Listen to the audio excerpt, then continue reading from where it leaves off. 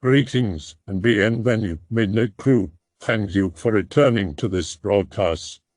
And welcome to new viewers joining us for the first time. If you like a video, then feel free to subscribe. Some viewers may find the following video disturbing. Viewer discretion is advised. Hello, X. Tell me about your local legends. Your small town stories that have never really garnered much attention. Where I grew up, there was this place my friends and I nicknamed Murder Mountain. The rumor was that a man was stabbed to death there in the mid-60s and that he still haunts the location. It's in a decently wooded area on a rocky hill by some power lines and a part of a dump, I think. The only way we got there when we were kids was by wading through a small swamp, as there was thick woods surrounding it and suburbs circling that. We used to go at night and try to see the ghost. Unfortunately, we never saw his apparition, but we managed to hear things. Eventually, we made it a habit to be completely silent there for 10 to 20 minutes in the hopes he'd contact us. Some nights we would hear a figure wading through the brooks or footsteps by the edge of the woodline. Once, my friend and I heard faint whispering from the tall grass and cattails, like somebody was muttering to themselves. But nothing too unusual ever happened, and it's been years since I've been back there. What about you, X? Oh, I can go all day, dude. My part of the city has a hill my friends always called Rat Mountain. Well, not literally, because we're not English speaking, but if you translate Ka Opa, you'll get Rat Mountain, because one older kid messed around in the tunnels under it and a rat bit him, causing him to get 40 anti-rabies shots into the stomach or something like that. As kids we had a legend surrounding that hill. It went like this. There are tunnels under Rat Mountain which connect to tunnels under our school, under the city council building and under the railway station. And we always made up creepy stories to go along with that legend, like how there's a doll living in there that will choke you, or like the huge rat that bit that older kid was actually a baby rat, and the adult rats in those tunnels are large as dogs, etc. But then it turned out the tunnels weren't a made-up legend. The Soviets actually dug interconnecting tunnels under our town when preparing for the nuclear war way back when. The tunnel under the Rat Mountain where our older buddy was bitten led to a blocked-off bomb shelter for the Communist Party officials, for example. After our country gained its independence, which happened when I was around 2 or 3 years of age, the new authorities basically blocked every tunnel off with brick and mortar and concrete and metal grates. But they were there on the historic maps and such. Wonder if a creepy doll actually lived there. I come from a small backwoods in rural Appalachia, and there's a persistent myth in the tiny community I live in from the early 1800s. A lot of the variations I've heard get kind of rambly, but I'll try and simplify it via Greentext. Farmer purchases a black goat from a weird out-of-towner. Farmer starts having nightmares and can't sleep. One night, the farmer is awoken in the early hours of the morning by the sound of giggling and muffled chanting coming from the barn the goat stayed in. He checks the barn and finds numerous lit candles, but nothing. He extinguishes the candles and goes back to bed, his shotgun by his side. In the morning, every other animal on his farm is brutally slaughtered and defiled. Distraught, he goes to stay in town at the local saloon for a few days. People spot a naked, beautiful woman sneaking into his room, assume he's just got a date. Next day, the farmer is missing. People say the farmer was taken by the daughter of Satan, and the goat was the daughter, something along those lines. I've had this myth told to me to explain why goats always act really weird in this region.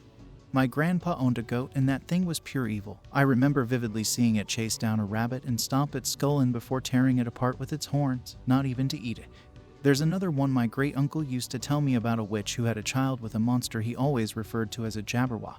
He swears up and down it's not just a myth he created, but unlike the story of the farmer and the black goat, I've never been able to find anyone else in the community who knows the story except him.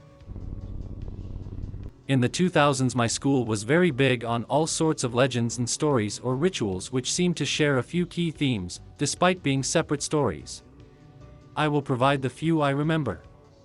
Though it seems like whoever made all those little tales up was in the school long before my time, and these things spread from older kids to younger kids in an unending game of telephone. By the time I got to hear them, most of the lore was lost. Like, none who told me any of these stories knew what replaced or exchanged meant exactly, or who they were, or what or where the place is. Some important info.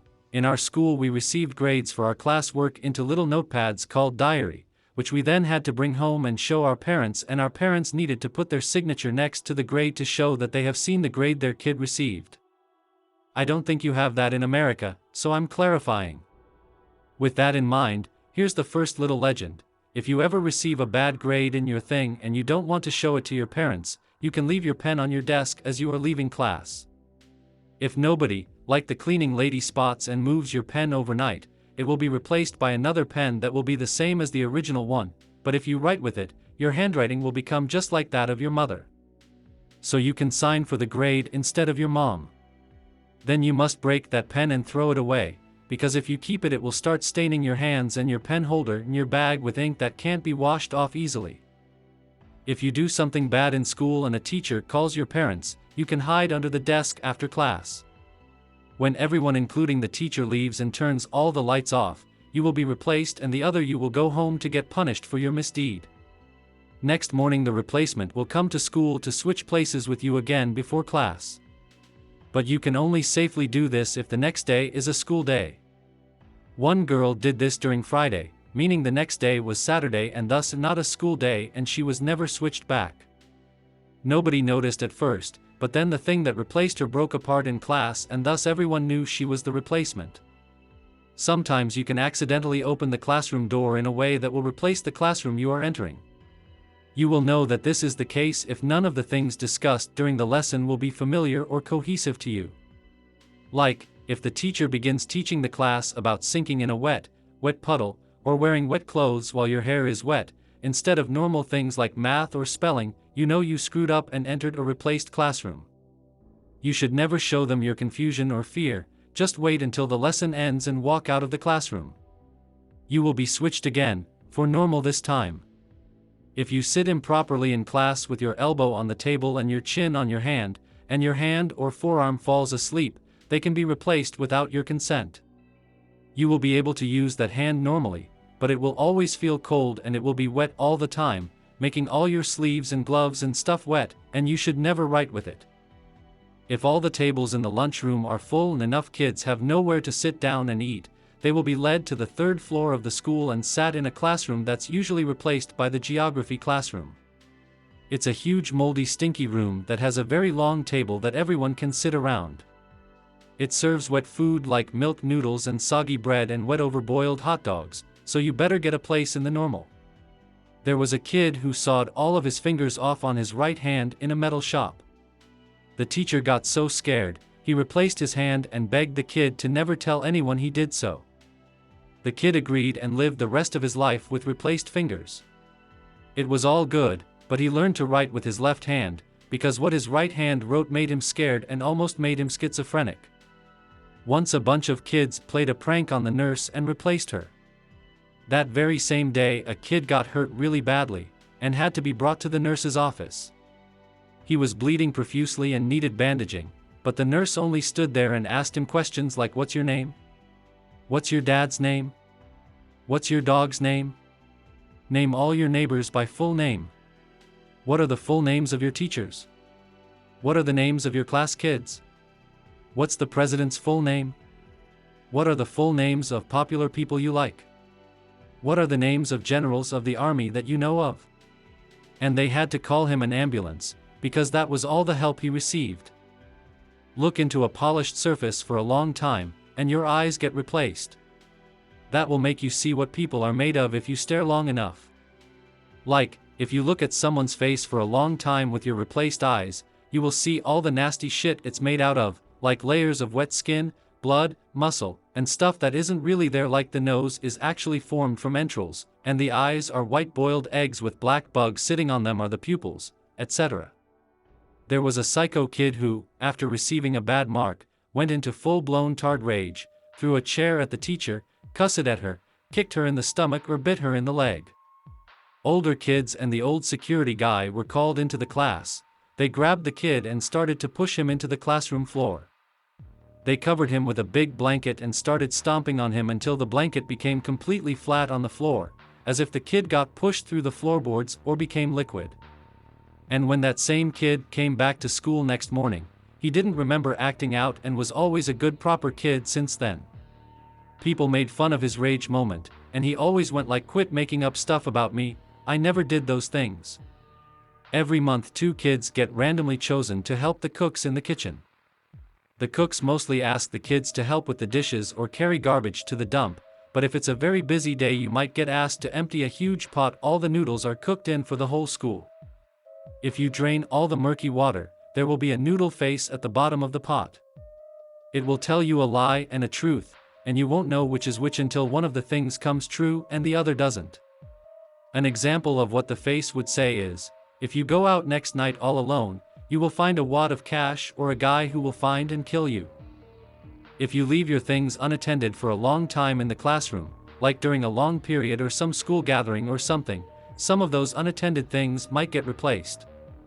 You can spot this. Like if a pen now weighs as much as a book, or a book is all wet and weighs like a feather. You should never take the replaced things to your home, even if they are important. A kid once took a replaced thing because it was his favorite notebook, and next night it disappeared and his pet dog disappeared with it. A janitor found that dog stuffed between the bathroom wall and some pipes in our school the next morning, terribly mangled and contorted, literally stuffed into a space 10 times too small for it. That's how they eat. And they don't just eat pets. We had a railroad running close to our school. There was a place known to every kid in my age group as the place where Jaeger died. Apparently a kid named Jaeger, whose shoes were changed in the gym class changing room, but he didn't notice and wore them when he went home. When he was walking across the rails, the replaced shoes stuck to the metal of the rails, and so did his feet. He cried and screamed and his dad and a few passers-by ran to him and tried to tear him off of the rails, but they couldn't. And they couldn't take his shoes off. So they just covered him with a blanket and stepped away as a train ran him over and turned him into red paste. The best part of this tale is that it was told about an actual kid that went to our school, alive and well, everyone knew him. He was 2 years older than my class and me. Never died on the tracks. This one's not an original thing by a long shot, but I grew up in the North Carolina Piedmont and would always hear stories about the Devil's Tramping Ground. For anybody on /x/ who lives under a rock, it's this circular area out in the middle of the woods that is unable to grow any vegetation, even after new soil was poured and healthy saplings were planted. That isn't much in terms of the paranormal, but purportedly if anything is left inside the circle overnight it'll be moved out of it by morning. I remember stories about people camping inside it, going to sleep, and waking up with their entire site moved outside the edge of the grounds. My favorite story though has to be this one where a kid had a birthday party there, and they left all of their trash and stuff behind. Come morning, it was all still lying there. I like to imagine the devil just got tired of all those people messing with his place that he just gave up trying to clean it LMAO. I've got a few more stories to share, if I can remember to actually post them. Pick rel, it's the grounds. Bit bigger than how it looks in the picture. I have a story involving a small, local urban legend about animal sacrifice. My family didn't celebrate Halloween because we were Jehovah's Witnesses, but I distinctly remember one Halloween where my dad sat me down and told me about why he personally doesn't. It wasn't because of the Watchtower, the governing body of the Jehovah's Witnesses, but because of an event that happened to him before he converted and met my mom, and it's become the local ghost story of the town I grew up in. I'll greentext the story from my memory of it. The dad, 14 years old. He attending a party at a friend's house in this semi-rural slice of suburbia. It's near midnight. Guy hosting the party calls people into the living room. He brings out a chicken. Everyone kinda lol what's at it, not knowing where he's going with this. Chicken is way too calm as my dad put it, not squirming at all. Guy tells everyone to turn off any lights and gather around. Lights a few candles. Tells them all that he's going to summon a devil. Few people shuffle out of the party, everyone else being edgy mostly atheist teens stay behind. He pulls a pocket knife out of his pocket. Cuts into the chicken's neck while stammering out some probably misspoken Latin. Dad didn't know what language he was speaking and said it was speaking in tongues, but I'm 90% sure given the context it was Latin. Chicken again remains perfectly still, standing on the coffee table. Few girls throw up and everyone starts GTFOing. Dad stays, transfixed. Tells me as he sees the chicken's head fall off, he sees the devil in the blood spurts and in the chicken's eyes. Firmly shaken, he GTFOs himself and never celebrates Halloween again. I've seen other variations about this legend from my dad's family and from some old-timers I managed to track down and interview, but most agree that it was some kind of ritual, and most of them are very touchy about the subject of Halloween. Hell of a thing to see at 14. I wondered if they drugged the chicken to keep it calm like that. How do you feel about Halloween now, if you don't mind me asking? I have a chicken sacrifice story, but it's pretty different. Early 1900s mountain community. Relative is working in a field and starts feeling sick. Breaks out in boils. Oh shit, shingles.jpg. The old saying was that if the shingles wrapped all the way around your body, that was it for you. Family freaking out. Relative was only in his early teens. Go to an old wise woman who said to use chicken blood from old black hen. Relative disrobes and they decapitate the chicken. He gets drenched. Has to stay like for 2 weeks while he recovers. He lived into 90s. I was raised in the San Bernardino Mountains and was always told never to stay out after dark, and if I happened to be out, run home. As a kid, I was told never to go near bonfires or hang out with older teenagers. There was an abandoned house a few houses down, and as kids we would throw rocks at it, and was always told the classic someone was murdered in there and never to go in there. At night you would sometimes hear noises, but it was usually other kids partying and getting drunk/high. I remember one night hanging out at my neighbor's house that lived through the forest, and we had flashlights that our friends' moms would give us to be safe. This was before 9/11. I swear I was being chased by a monster, but I was also around 6 years old. Masonic and pagan culture is kind of still popular up there, but this was also in the late 90s. There's so many spooky things that happened, and I feel like I've retained false memories. I don't know if this would classify as a local legend. If anything, it's more of a family story, but might as well post it. The story begins with my great-great-grandma, a German immigrant to America.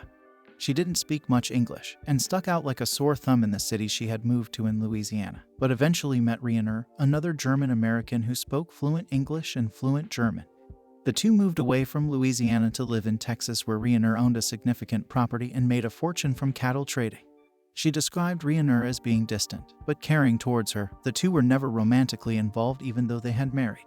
One night my great-great-grandma was awoken by a heated argument downstairs. Reiner was shouting about something that she couldn't hear as it was muffled through the floorboards. She slipped out of her room and stood by the stairwell to try and listen in. Reiner was shouting on and on about taxation and how he wasn't being treated fairly by his brotherhood. My great-great-grandma noticed as well that he'd pause, as if someone else were talking, and then respond, but she couldn't hear another voice at all. She choked it up to bad hearing, and tried to go back to bed. In the morning, Reiner was missing, and it wouldn't be almost until midnight that he returned, visibly exhausted and in a suit she'd never seen him wear before. From what I remember of her description of it, it was a suit of red velvet, and it was very weirdly buttoned, seemingly buttoning up at the sides instead of the front. When she asked where he had been, Reiner told her that it was just a meeting. And when she inquired about the argument, he tensed up and glared at her. She didn't push it any further, and the two went to bed after a silent dinner.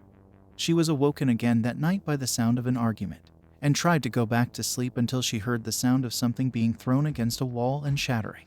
She got out of bed as quickly as she could and rushed downstairs to see what the commotion was. Reiner was fighting with this solid black figure, and was quite visibly losing. Shattered plates and glass were strewn about the room, and Reiner was almost drenched in his own blood. My great-great-grandma screamed seeing this, and rushed past the two outside, calling for help. She ran barefoot to the nearest town, which was a decent few miles away, and told the police that her home was being invaded by some stranger. The police barely understood her, as her English was still shit, but they at least managed to figure out where she had lived and that there was trouble. When they got back, however, the house was engulfed in flames. Green flames in particular, according to every account I've heard from my family members. The police attempted to put the fire out, but water did nothing, and the house was reduced to a smoldering ruin. My grandma stayed at the local saloon for a few days, before meeting my great-great-grandpa. There's an argument in my family about what the police found in the remains of Reiner's home. Some say that he had a copy of the Satanic Bible, while the others say that they found some weird cryptid skeleton. Mrs. Duncan's house. All the bad kids went to Mrs. Duncan's house. It was a real, rundown house in part of the ghetto on one of the roads outside of our neighborhood. Kids would sleep on the cold, rotting floors, get fed once a day, forced to do chores, and pick nails out of the wood with their fingers. Mrs. Duncan was apparently a witch. After I wrote with markers on the wall one day, my dad out me in the car and threatened to take me there. My brother and sister were crying to let me stay, but he drove off anyways, then turned around right before we got there. I still pass it sometimes, but it turns out it's just a rundown crack house. I don't know much about it, or at least don't remember much, but I remember walking by where it happened as a child and being extremely afraid one time for no reason, since it's somewhere I would pass all the time and it was broad daylight. Anyway, my school had this legend of the dead Wanda, who died in a treehouse that either fell down or burned down, or both, I don't remember. Funny thing is, later the school actually built a treehouse where it supposedly happened. It stuck with me because, like I said, I walked by the place it supposedly happened one time, like I did thousands of times, and for no reason felt very uneasy and looked at the ground like I could see the remains of the destroyed treehouse that was before the new one was built. My school used to be a convent of nuns or whatever it's called, and the legend is from that time. Likely forgotten by now, since it wasn't talked about as much as generic legends like Bloody Mary. I only heard about it a couple of times, from upperclassmen. From Central Appalachia, so I know a good amount. Grow up hearing about a haunted rock from my grandma. Don't live in the area where it was, so don't know much about it other than she won't go back. Years later find out the details. Mid-1800s, this lady kills her whole family to run off with some guy. Shoots husband. He crawls onto a rock and bleeds out. Locals say you can see the bloody outline when the rock gets wet. Neighbors find remains of her 2 young children. They can't prove anything. Infant death was common back then. Years later, on her deathbed, she confesses to killing the babies. She stabbed them in their soft spot and threw their bodies to the hogs. They said she begged for water in death cause she could feel the flames of hell. Glad Grandma didn't tell me the story as a kid. There was a mining disaster in my hometown. They laid the bodies out in the local elementary school gym to identify them. I've heard a few stories about that. A former gym teacher is a family friend and could hear footsteps all time when no one else was there. Had a cousin who saw a headless man in miner's clothes walk through a wall when she was in the hallway by herself. Just a general sense of unease from everyone. From what I gather, body identification was pretty rough. A lot of them had their faces destroyed. Man, Buffalo Creek. No, but not too far off. There's a bunch of stuff from the area around the Cold War's time. Seems like every town has a mine disaster.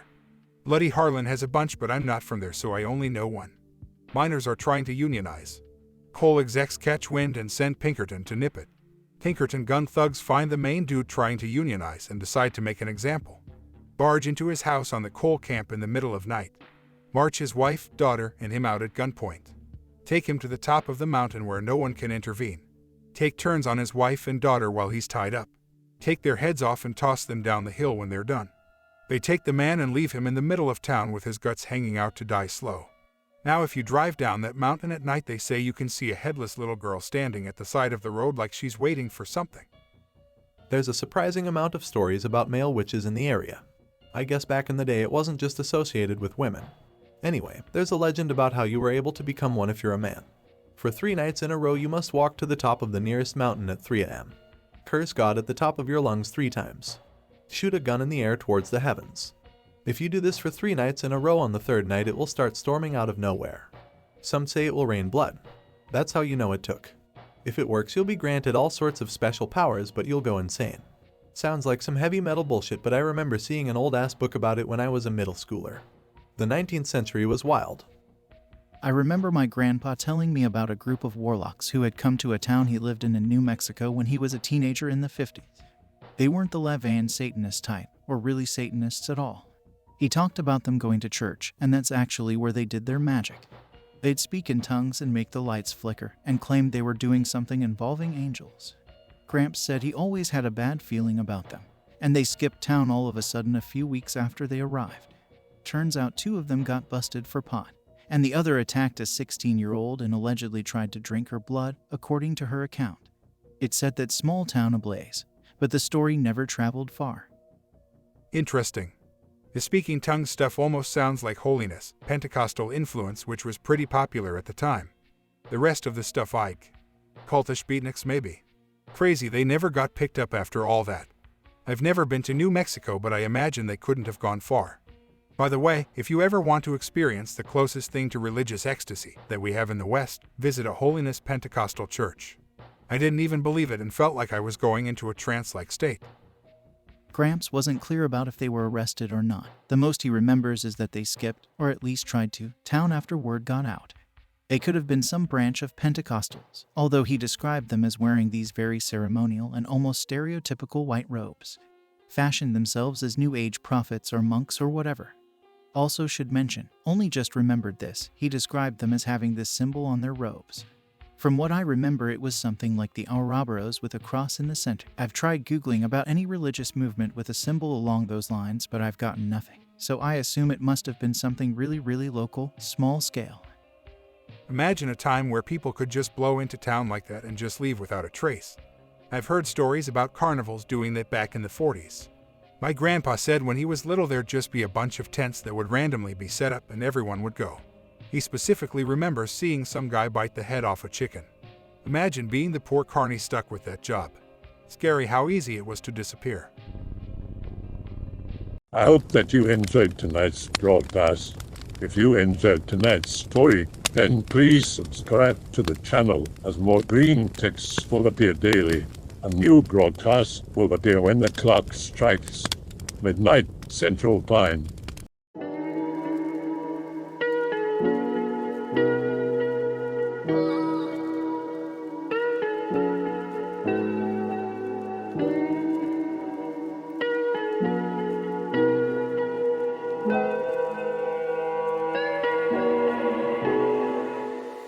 Remember to check out the Odyssey page in the description for a second archive of the channel's videos.